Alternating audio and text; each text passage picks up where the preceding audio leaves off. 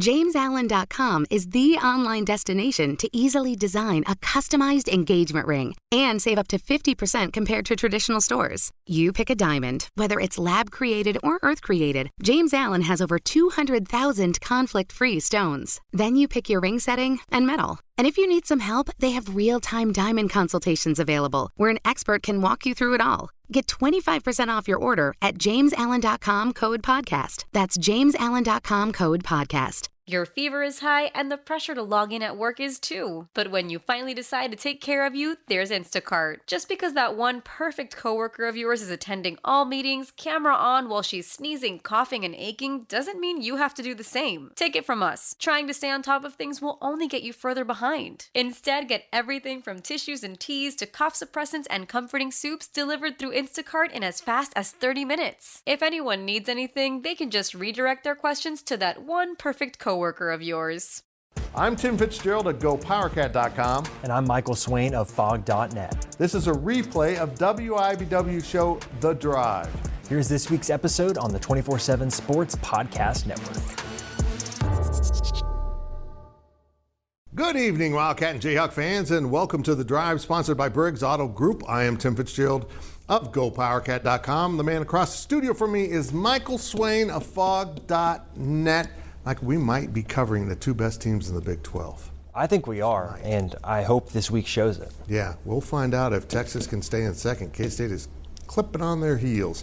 You can interact with us on social media at facebook.com/The Drive Show, on Twitter at The Drive 13, and of course, answer our weekly poll question and make your game predictions on our Twitter page. And remember, if you ever miss an episode of The Drive, you can listen to an audio-only version that will appear each Monday morning in the form of a podcast at both GoPowerCat and Fog.net. And we start things off with our 2-minute drill. The first segment of the 2-minute drill is sponsored by Vanderbilt's Your Work Boot Center. Well, Kansas squeezed out a 76-74 victory against West Virginia on Saturday. Michael, how concerned are you about the showing from KU? A little bit. I think you look over the past few weeks, though, and it's been filled with really resilient performances, right? You go back to that Texas game, you play both Oklahoma schools on the road, you play Baylor, TCU on the road again. There was going to be a letdown at some point, but I think for me the most concerning part was some of the things that Kansas has really tightened up recently, which is turning the ball over and their defensive rebounding effort. That's really what was put on display. Now, I don't think you can control 34 fouls being called between the two teams over the course of the game, but you can control 19 turnovers. And that's what KU had, their second most of this season. And they also allowed 14 offensive rebounds, their most since the Duke Champions Classic game. And so I look at the rebounding numbers, and I think that for me is probably more concerning than the turnovers. You know, DeJuan Harris not playing over the final few minutes did not help, but rebounding, that's effort, that's intensity. And that's what you've seen from KU as of late when they've really done a good job of limiting good offensive rebounding teams like Baylor or someone like Eddie Lampkin from TCU. And to let this West Virginia team that played small most of the time on Saturday, to let them go out there and out-rebound you on the glass was a little bit concerning. And I thought Bill Self said something super interesting post-game where he compared this to an 8-9 game in the NCAA tournament, and Kansas will be a number 1 seed. And so this is the type of game they will play in the second round of the NCAA tournament. Self said if they played like this in that game, they'll be going home. So I think to some degree it's a wake-up call for KU now at this point in the season. I think every time KU makes a run like this in terms of just positive play, in terms of running towards the Big 12 title, there's a letdown. And now Bill Self and the coaching staff have the opportunity to, over the course of a Sunday night, a Monday, correct it, harp on it, so that when they play Texas Tech on Tuesday for a chance to wrap up the Big 12 title, they're ready to play. And then you go to Texas next Saturday for another big-time matchup, and they'll be ready to fix those issues. But overall, I think just the energy and intensity has been something that KU's done really well with as of late, and I think it just took a step down on Saturday against West Virginia. And as we've seen in the Big 12, you have to bring that energy and intensity every single week, or else you have a good shot at being upset. My two thoughts in the game were, one, Kansas played incredible defense on that last West Virginia possession, but West Virginia also, what were they doing? I don't even know what they were attempting to do. It was so bad. It was awful. I felt like that the whole time watching West Virginia's offense. It's like, what in the world are they doing? And that they got two guys that score 20 points. Yeah, they got some guys that can fill it up. Also, the uniforms. Should this game have been shown in black and white? I think it would have been fitting. It felt like it. It felt like it. Yeah, I kind of liked the uniforms, I kind of hated them, but they're historic. Let's just wear normal uniforms. How about that? Okay. All right, let's transition, Fitz, to Kansas State, which is heating up after its third straight game, beating Oklahoma State 73-68 in Stillwater. What has changed about the Wildcats as of late, Fitz? They backed off the gas apparently in practice. They're a little bit fresher in games. They weren't as sharp in this game as they were in their back-to-back home wins over ranked teams. Iowa State being the first one of those, and then Baylor.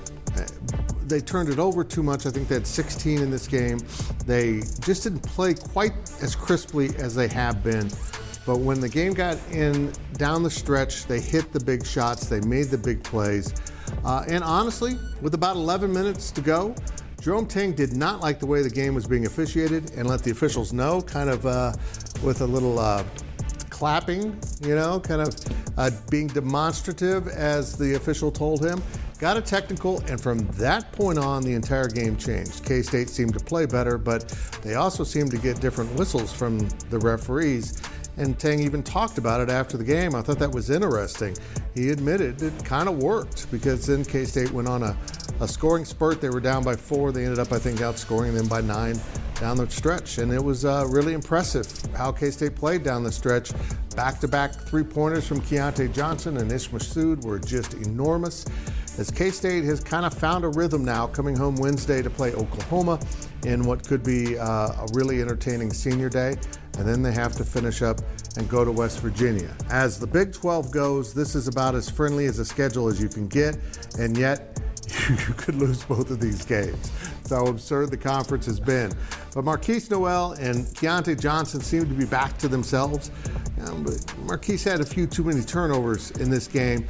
Again, that goes back to the sharpness, but Keontae is beginning to shoot the ball well, and they finally have him taking three-pointers at a little bit more frequent rate, because that is actually a strength of his game, and yet he only shoots it a couple times a game, hitting in about 44% of his shots. So if they can get him more in a scoring mode, and I'm telling you, Michael, he hit a baseline fadeaway 19-footer late in the game that was huge. If they can get that from him, this K-State team is going to do a lot of postseason damage in Kansas City and beyond. Oh, yeah, they've got the right mix, right? You've got a good rim protector in the middle, and you've got your Batman and Robin, guys that can really control the pace of the game. And if they're playing, like you said, Fitz, as crisp as they are right now, I agree, this is definitely a second weekend team. Yep, absolutely. Well, Michael, Kansas could claim at least a share of the Big 12 title on Tuesday night with a win. What have you made of the Big 12 race so far? I think it's been fascinating. The ebbs and flows of every single contender. Think back to early January. Baylor lost 3 straight games, and now down the stretch they've been in a position where for a period they were in the mix of it. Kansas was in the mix of it at the start of Big 12 play, and then in late January they lost 3 straight games, and you're looking down, and they had one of their worst stretches under Bill Self in Big 12 play where they lost 4 of 5, and you're wondering, is this a team that can really push for the title? And then they've gone out and won those games, and now you look at Texas encountering probably their toughest stretch of the schedule, and they dropped a game to KU. They dropped a game to Baylor, as is expected, and they've got to go to TCU and play KU again. So there's no telling really what the final Big 12 standings could look like. And you've also got a team like Kansas State that really got off to a hot start, played so well, and then as we talked about a second ago, their Batman and Robin dropped off a little bit, and so they lost some games. But overall, I think this has been an incredibly fun race to follow. I think there have been some fantastic games over the course of Big 12 play. I'm really excited for Kansas City just to see all these teams at once playing in such a condensed period of time. I'm super excited. It's crazy. This race is absolutely insane. And I think we kind of understand now as we look at this, every team in the Big 12 can beat you at any point, but there are tougher places to play, tougher teams to play. And Texas hasn't gone to TCU, or they haven't had KU come into Austin. Those are significant games to have to finish with, and they might lose them both, opening up the door for a Kansas State or a Baylor to slide into that second or third seed. You know, it's interesting looking at this. There is a scenario where Kansas State's the 1 seed, but that scenario includes Kansas losing at home, so I don't think that's going to happen. Essentially, both Texas and KU have to go 1 and 2 down the stretch in case they win out. And because those wins over Baylor, they would win the tiebreaker and be the 1 seed, which is crazy. That's not going to happen. More likely is the 2 seed if K-State can play well here in the final games, get over Texas, and be in that early game of the night session. But they still could be the 4 seed, and maybe even the 5 seed. I haven't broken that down, but it's so much to be sorted out in the final week of Big 12 basketball, just the way we thought it would be. But KU's going to win this thing. Whether it's shared or not, they're going to win this thing, and I think they're going to win it outright. It's crazy, Fitz. We'll talk about it in a second. But what KU's done this year has been really impressive. And you mentioned Texas, too. I think they lost at Iowa State. They lost at KU. They lost at Baylor. Now they go and play TCU. I'm just interested to see because this Texas team has been really good at home, but has it really traveled for them as much on the road? I'm not too sure. Yep. Well, now let's take a look at your poll question results. The poll questions are brought to you by Midland Exteriors. Love the home you live in. Call today for a free estimate. All right, well, last week's question was, how many Big 12 teams deserve an NCAA tournament bid? 7 got 11% of the vote, 8 got the majority, 39%, 9 got 20%, and 10 got 30%. That's wild. Do you think that 8's a lock at this point? Yes, I think it should be. I think you look at probably Oklahoma being a bubble team, and I think probably Texas Tech right now. I think West Virginia should be in. Yeah, we'll talk about that a little bit later, but I'm leaning into 9 pretty good right now. I think this conference is that good. Here's this week's question, though. Who has been the most disappointing team in the Big 12 this season? In other words, if 9 get in, who doesn't? Oklahoma at 4-12, Texas Tech 5-11, West Virginia, who was supposed to be pretty good this year, 5-11. Vote on our Twitter page at The Drive 13. All right, that will do it for this half of the 2-minute drill, but we will be right back with more on KU and K-State on The Drive.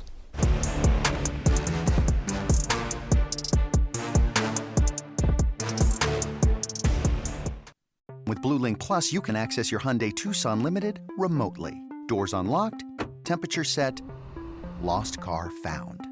There it is. Get complimentary class-leading Blue Link Plus. Call 562-314-4603 for complete details. Welcome back to The Drive, fueled by BriggsAuto.com. We are back, and we continue our weekly 2-minute drill. This segment of the 2-minute drill is sponsored by Copeland Insurance Agency, part of your community for more than 60 years. Well, in an odd turn of events, we're going to move to the gridiron, where KU football is set to start spring practice this week. What should KU fans look out for during spring ball? Oh yeah, Fitz, football. Let's do it. KU's going to win the Big 12 on Tuesday, but spring practice starts at the same time. I think there's a few things KU fans need to be looking out for. Obviously, I think the first one is when you return this much talent and this much production, injuries, right? You look at Kenny Logan not being available for spring after off-season surgery. Lance Leipold told me this past week that Marvin Grant will not be available for the first portion of spring. Can they limit any sort of other injuries that might bleed into the summer program or maybe even a preseason camp? That's going to be huge. I think building confidence on defense is going to be huge. You look at KU, basically they're replacing almost the entire front seven. They returned their 3 starting linebackers, but the depth pieces behind them are all going to be new. The front 4 is basically all going to be new. So can they, over the course of spring, build enough confidence within that group where when they hit fall camp, it's not necessarily who's going to win the starting job, it's can they get more time on task together to learn each other, their strengths, their weaknesses, their tendencies. I think that's going to be huge for Kansas starting the season on a strong foot, because you look at that test against Illinois in week 2, they have to be ready in the trenches. And I think third, can they build depth, right? I think you talked about it there with the front 7, but Ethan Vasco. This could be Jalen Daniels last year. It's obviously going to be Jason Bean's last year. Can Ethan Vasco get some reps, build some confidence himself to where maybe in camp he's able to get some time and flash a little bit, where you feel better about him going into next year? What about maybe some of those young wide receivers, young offensive linemen?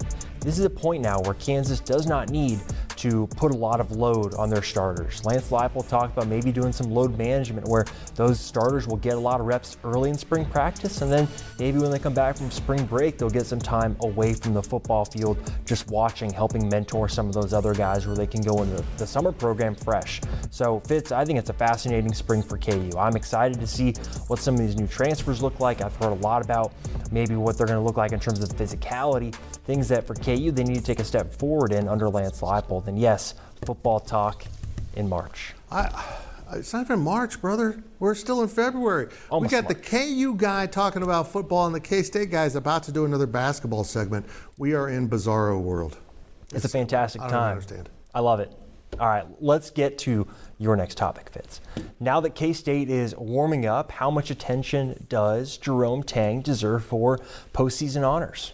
And I'm going to wrap player honors into this too, so I can fill my 2 minutes. Look, we made a really strong argument for Bill Self being National Coach of the Year. I can see a world in which he wins that award and Jerome Tang wins the Big 12, but Scott Drew came out and said that his brother, Jerome Tang, that's what they call each other, belongs as the National Coach of the Year and measured against expectations because K-State almost had none as the 10th pick in this conference. Jerome Tang's been pretty incredible. And now that they're warming up and surging at the end, you can really start to wonder if he will get consideration on the national stage. But for sure, I think he belongs in the Big 12. And the reason why I say that, you can have Bill Self nationally and someone else in the conference is because they're measured two different ways. And I think the measurement for Coach Tang in this conference works out in his favor, but maybe it does nationally. Now we come to the idea that is Marquise Noel playing his way into possibly being the conference MVP. His stats are amazing. His numbers are amazing. But for me, he's been a little bit too inconsistent. Now maybe Jalen Wilson's been a little more inconsistent as of late, but Marquise has had some real, ups and downs. He's had some really huge games that padded his numbers, and then he's had some pretty poor games lately. I asked this question: who's the MVP on the Kansas State team? Because it might be Keontae Johnson, despite having lesser numbers, because it strikes me that every time Keontae isn't quite as good as he needs to be, K-State probably loses. And they've had some games where Marquise Noel didn't do all the things he does, and they've won. I don't know, but I know this, all of it is unexpected. All of it is so out of the realm of believability from the season start that it's stunning what's happened with K-State basketball. This is a team that's looking at being on the 3 line and maybe even the 2 line as a 2 seed going into the NCAA tournament. That's an incredible, amazing, fantastic coaching job by Jerome Tang, and it's just hard to explain how he did it so quickly. Kudos to him and kudos to these players. These players have been really good. I like your point there, Fitz, about maybe Marquise Noel being Big 12 Player of the Year contender, but Keontae Johnson being maybe the best player on K-State. I think you have a similar issue with KU, right, where Jalen Wilson could be the Big 12 Player of the Year, but if Tajuan Harris isn't scoring, KU doesn't win basketball games. I think it's pretty fascinating that they're so similar in that way. You're measured against different things for different awards, and I stop and think, is Kansas State really going to get 2 guys on the first team? It's going to be tough voting. I'm glad I don't vote. I'm glad nobody trusts me to vote. Let's put it that way. And now we step out of bounds. And Out of Bounds is brought to you by Dara's Corner Market. We love local, and we are local for you. All right, Fitz. Well, I was sitting there as West Virginia coach Bob Huggins made his case for his team belonging in the NCAA tournament, which included an all-time line that you can find on Fog.net. If so, them making the NCAA tournament, does that mean 9 Big 12 teams will get a bid? Is that even possible? It is. As we mentioned earlier, West Virginia seems to be the linchpin in that if they want to get the 9th in. Honestly, they've got to win at Iowa State midweek, or they got to beat K-State at the end of the season probably, and then it wouldn't hurt to go to Kansas City and win one of those first-round games. And the first round it's going to be amazing. I mean, you're probably going to have Oklahoma State and Oklahoma playing, and then you got West Virginia squaring up, and I don't even know who's going to win any of the games from the very start of this tournament. It's fascinating to me how good the league has been, but Huggs' record just doesn't quite carry the day right now. It's hard to completely redefine what the NCAA Tournament Committee has done year in and year out, just to fit the fact that this is really unprecedented what the Big 12 is doing. This is by far the best conference in the nation. And again, I come back to this. The only thing you need to know is the one team we're not talking about getting in the tournament is Oklahoma. And Oklahoma dismantled Alabama, a 1 seed in the SEC Big 12 Challenge. That just says it all to me, how loaded the conference is. I come back to this, Michael. I want the last 2 teams from the Big 12 stuck in Dayton, playing games. Let's see what they're made of. And if they can get that first game against, I don't want them playing each other. I want them playing separate. If they can get that out of the way and get into the bracket, 9 in the field of 64, And honestly, they all could win. It's going to be fun to watch. Oh yeah, Fitz, and I'll say this. I actually think West Virginia isn't even the 9th team. I think they're the 8th team. I think Texas Tech might be even closer to being maybe that 9th team if you want to look at some of the current bracketology. I think West Virginia should be in. I know 5 Big 12 wins, but you look at the advanced numbers, you look at the non-conference schedule, I think they've done enough where they deserve to be in. Again, if we're going to measure this based on how tough the Big 12 has been. Yeah, the Tech and West Virginia could meet in that first round game, and wow, there could be a lot at stake there. Let's hear from the fans, and our fan question is sponsored by Meadowlark. Retirement awaits in Manhattan, where you can live your way every day. Here's this week's question. Is Bill Self's coaching job the best one he's ever had? I read that totally wrong. That's from Joe and Lawrence. You get the idea. Michael, what you say? It's up there. I don't know about absolutes, but to lose what KU lost from the national title team, to have a player like DeJuan Harrison, Jalen Wilson step up, a freshman and Grady Dick come in, and also having a guy in KJ Adams really improve. I mean, it's just impressive, the overall coaching and cohesion job that he's done, because this isn't even what the team was supposed to look like. KJ Adams was not supposed to be the center, and here they are. I'm just so impressed. Yeah, it's been very impressive. All right, well, remember to ask us your questions on our Facebook page and on Twitter at The Drive 13. When we return, we'll look at our predictions here on The Drive.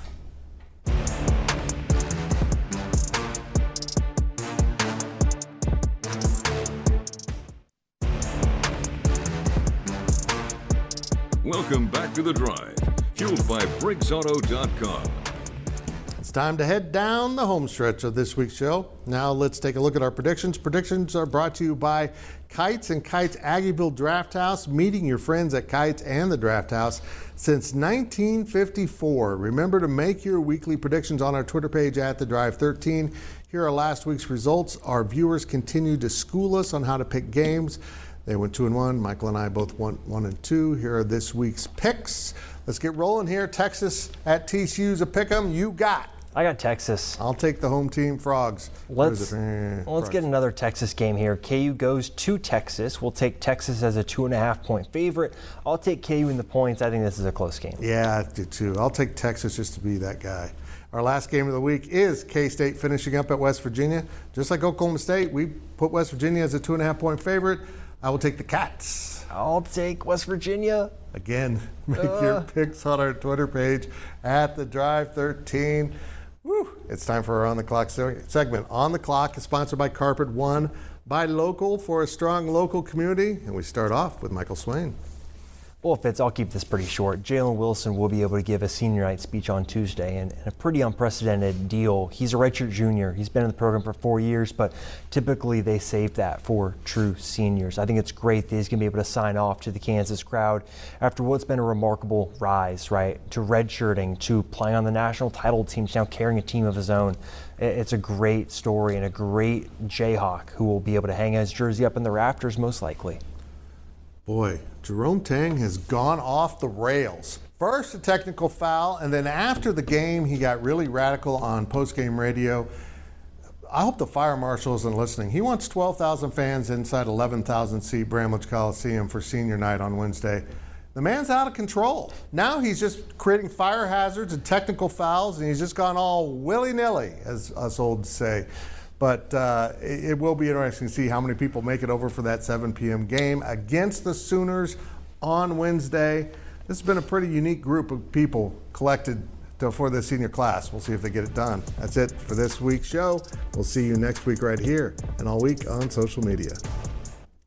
On Paramount Plus. The choice is lightning in a bottle. When you are associated with something legendary, you're like, what am I supposed to do now? Witness the story of Black Sheep's Dreads and his new chance of a lifetime. Catch The Choice is Yours, now streaming exclusively on Paramount Plus. Now streaming on Paramount Plus. The choice is lightning in a bottle. When you are associated with something legendary, you're like, what am I supposed to do now? Witness the inspiring true story of Black Sheep's Dreads. I wound up with the opportunity to make an album from Dilla's catalog. One of the illest producers ever. The Choice is Yours exposes the journey of one legend carrying two legacies. Even if we fall flat on our face, at least we was trying to be ourselves. Catch the new documentary, The Choice is Yours, now streaming exclusively on Paramount Plus.